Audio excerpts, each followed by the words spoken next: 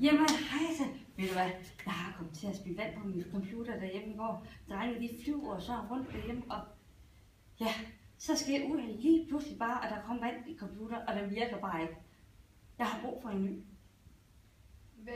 Hvad har du brug for til computeren? Jamen, der skal være stor og rummelig. Det skal være så, man kan se på den, og drengene kan spille på den, og lege lidt også med den samtidig, hvis der er behov for det. Ja.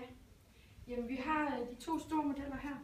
Hvad kan den? Er det sådan, at man kan sidde og spille på den? Kan man gemme en masse billeder på den? Jeg har en masse billeder, jeg skal gemt. Altså, den bedste grafik på selve skærmen, det er nok den store herovre. Er det sådan, at man kan sidde ude i haven og lege med drengene samtidig med, at man kan sidde med computeren, uden at forbindelsen ryger, eller at den går kold, eller et eller andet? Det skal være sådan, at jeg både kan holde med drengene samtidig med, at kan sidde ved computeren også. Jamen, den herovre, den holder strøm i 8 timer, og den her holder kun strøm i 6 timer.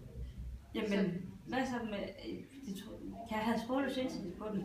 Ja, det kan du på den begge. Har du taget? Vi går den bare ud. Ja.